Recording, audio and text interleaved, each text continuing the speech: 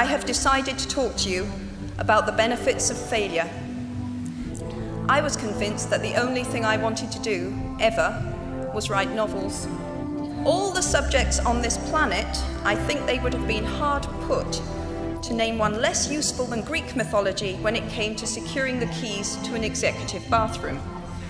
To take the wheel, responsibility lies with you. What is more, I cannot criticize my parents for hoping that I would never experience poverty.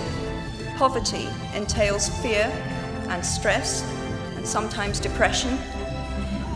You might be driven by a fear of failure quite as much as a desire for success. Indeed, your conception of failure might not be too far removed from the average person's idea of success. Now, I'm not going to stand here and tell you that failure is fun. A mere 7 years after my graduation day, I had failed on an epic scale. An exceptionally short-lived marriage had imploded, and I was jobless, a lone parent, and as poor as it is possible to be in modern Britain without being homeless. That period of my life was a dark one, and I had no idea that there was going to be what the press has since represented as a kind of fairy tale resolution, because my greatest fear had been realized, and I was still alive, and I still had a daughter whom I adored, and I had an old typewriter and a big idea. You might never fail on the scale I did, but some failure in life is inevitable. It is impossible to live without failing at something, unless you live so cautiously that you might as well not have lived at all, in which case you fail by default. Failure gave me an inner security that I had never attained by passing examinations. Failure taught me things about myself that I could have learned no other way. I discovered that I had a strong will, and more discipline than I had suspected.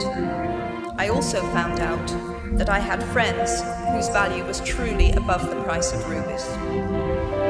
The knowledge that you have emerged wiser and stronger from setbacks means that you are, ever after, secure in your ability to survive.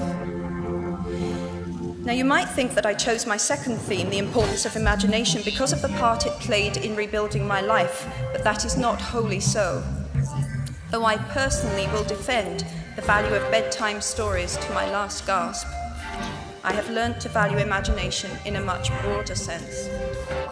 Every day of my working week in my early 20s, I was reminded how incredibly fortunate I was to live in a country with a democratically elected government, where legal representation and a public trial were the rights of everyone. What we achieve inwardly will change outer reality. That is an astonishing statement, and yet proven 1,000 times every day of our lives. It expresses in part our inescapable connection with the outside world, the fact that we touch other people's lives simply by existing.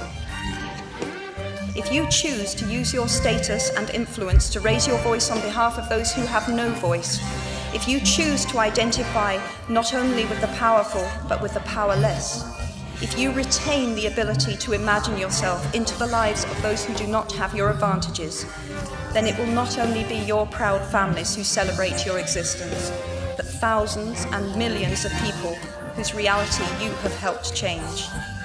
We do not need magic to transform our world. We carry all the power we need inside ourselves already. We have the power to imagine better. I am nearly finished. I wish you nothing better than similar friendships. And tomorrow, I hope that even if you remember not a single word of mine, you remember those of Seneca, another of those old Romans I met when I fled down the classics corridor in retreat from career ladders in search of ancient wisdom. As is a tale, so is life. Not how long it is, but how good it is what matters. I wish you all very good lives. Thank you.